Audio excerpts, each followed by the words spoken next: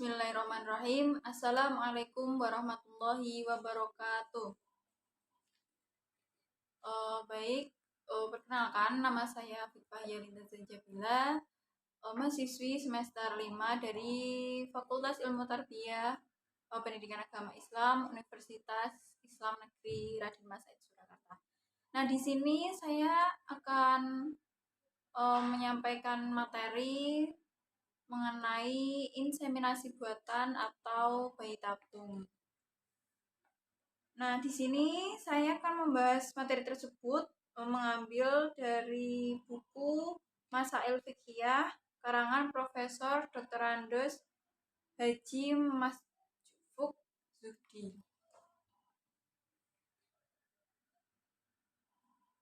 Nah, di sini ada contoh kasus di mana terdapat pasangan suami istri yang sedang menjalankan program bayi tabung karena terdapat masalah pada sang istri yang sudah 15 tahun tidak memiliki keturunan.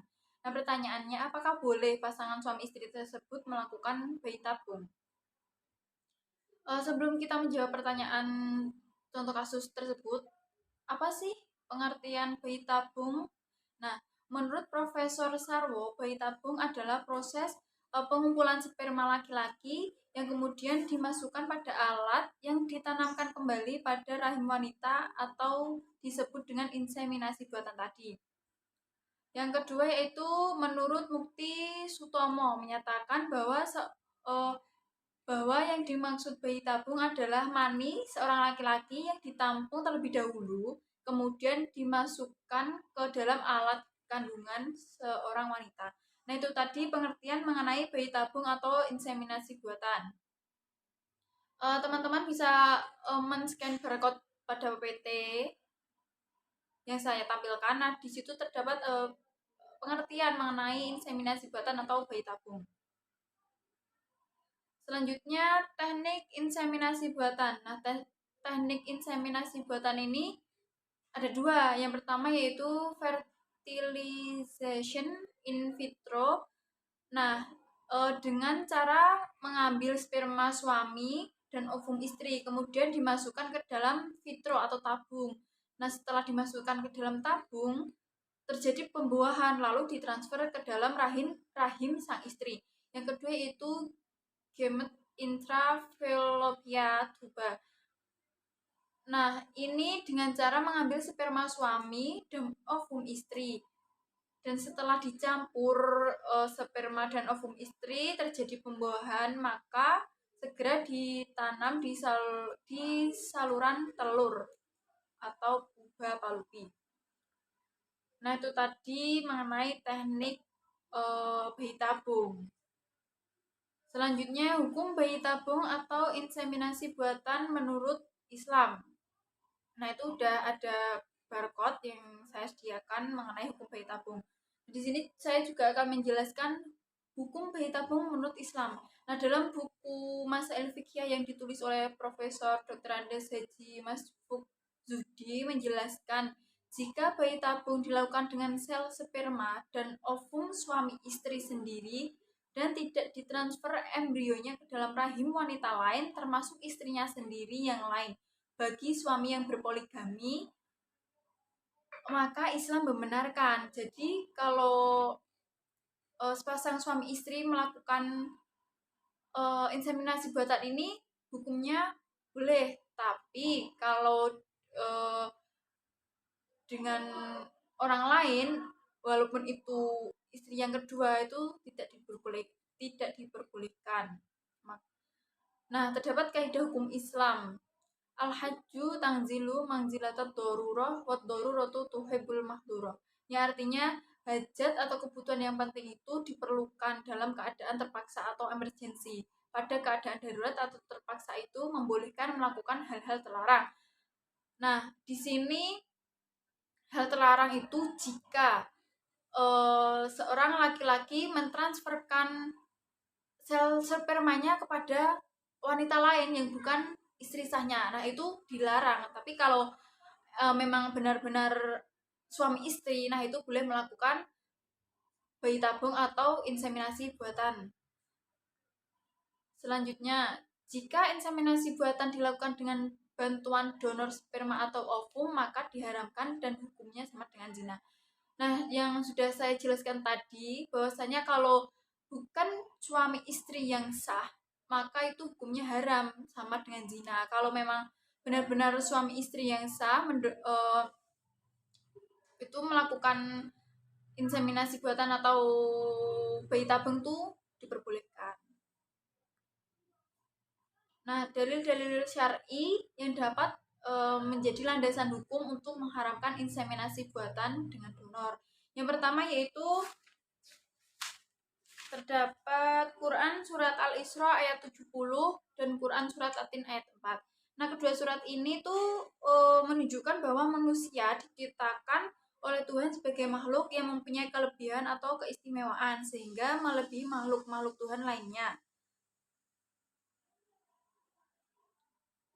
Nah, sebaliknya inseminasi buatan dengan donor itu pada hakikatnya merendahkan harkat manusia sejajar dengan hewan yang diinseminasi. Itu kalau kita melakukan donor kepada orang lain itu maka hukumnya haram. Tapi kalau benar-benar udah nggak ada jalan lain, maksudnya suami istri yang sah, nggak ada udah menikah dan belum memiliki keturunan tuh nggak apa-apa melakukan bayi tabung. Nah, selanjutnya hadis Nabi, la yuhillul imri'in yu'minu billahi wal yawmil akhiri ayyas ma'ahu zar'a ghairi. Yang artinya tidak halal bagi seseorang yang beriman kepada Allah dan hari akhir menyiramkan airnya atau sperma pada tanaman orang lain atau vagina istri orang lain. Hadis riwayat Abu Daud At-Tirmidzi. Nah, mengenai hadis tadi, terdapat pendapat dari beberapa ulama mazhab tentang hukum mengawini wanita lain di luar nikah. Yang pertama yaitu menurut mazhab Hambali dan Zufar al-Hanafi, wanita yang hamil di luar nikah tidak boleh dinikahi oleh pria yang tidak menghamilinya sebelum lahir kandungannya. Yang kedua yaitu mazhab Imam Syafi'i, itu membolehkan wanita hamil di luar nikah dikawini oleh orang yang tidak menghamilinya tanpa harus menunggu lahirnya bayi tersebut. Yang ketiga itu menurut Abu Hanafi, membolehkan seseorang mengawini wanita hamil di luar nikah dengan orang lain dengan syarat si pria untuk sementara tidak boleh melakukan hubungan suami istri sebelum bayinya lahir. Nah, di sini terdapat perbedaan di mana menurut mazhab Hambali itu tidak boleh menikahi sebelum lahirnya bayi tersebut. Berarti kan di sini bayinya harus lahir terlebih dahulu baru dinikahi oleh orang yang tidak menghamilinya. Kita harus menggarisbawahi bahwa orang yang tidak menghamilinya. Yang kedua yaitu mazhab Hambali ini membolehkan seseorang yang tidak menghamilinya mengawininya atau menikahinya tanpa harus menunggu bayinya lahir. Dan yang ketiga, Abu Hanafi ini juga membolehkan mengawini wanita yang hamil di luar nikah asal untuk sementara tidak boleh melakukan hubungan suami istri hingga bayinya lahir. Itu. Yang ketiga itu kaidah hukum fikih Islam mengenai tadi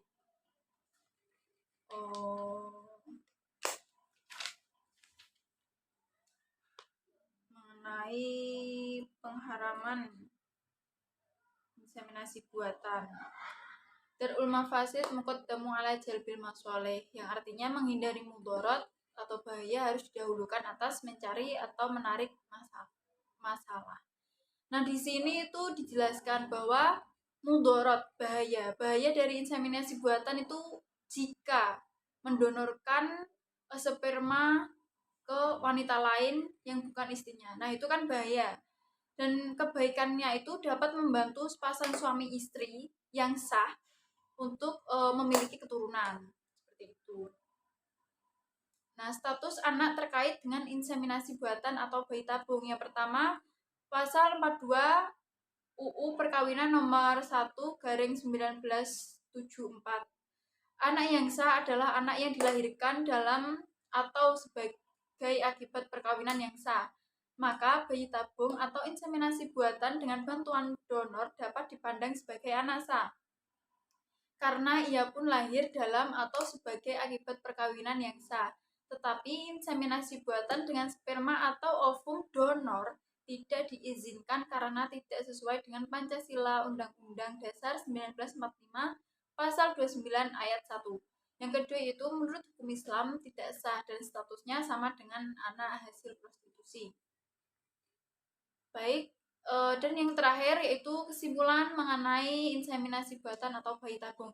Yang pertama, inseminasi buatan dengan sel sperma dan ovum dari suami istri sendiri dan tidak ditransferkan embrionya ke dalam rahim wanita lain atau ibu titipan diperbolehkan Islam dan status anak hasil inseminasi ini itu sah menurut Islam.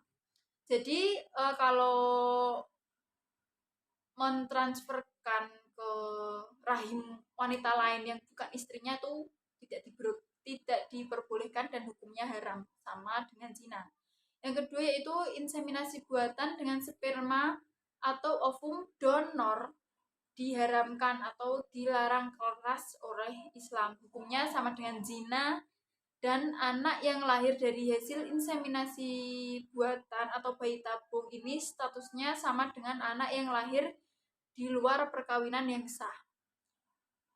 Yang ketiga yaitu pemerintah hendaknya melarang berdirinya bank nutfah atau sperma dan bank ovum untuk pembuatan bayi tabung karena selain bertentangan dengan Pancasila Undang-Undang 1945 juga bertentangan dengan norma agama dan moral serta merendahkan manusia sejajar dengan hewan yang diinseminasi tanpa perlu adanya perkawinan. Yang keempat, yaitu pemerintah hendaknya hanya mengizinkan dan melayani permintaan bayi tabung dengan sel sperma dan ovum suami istri yang bersangkutan tanpa ditransfer ke dalam rahim wanita lain atau ibu titipan. Nah, garis besarnya dari pembahasan kali ini ialah bahwasannya program inseminasi buatan atau bayi tabung ini diperbolehkan jika suami istri yang sah. Tetapi kalau mentransferkan ke rahim wanita lain itu dilarang agama, hukumnya haram. Mungkin itu saja yang dapat saya sampaikan mengenai materi ini. Kurang lebihnya saya mohon maaf. Wassalamualaikum warahmatullahi wabarakatuh.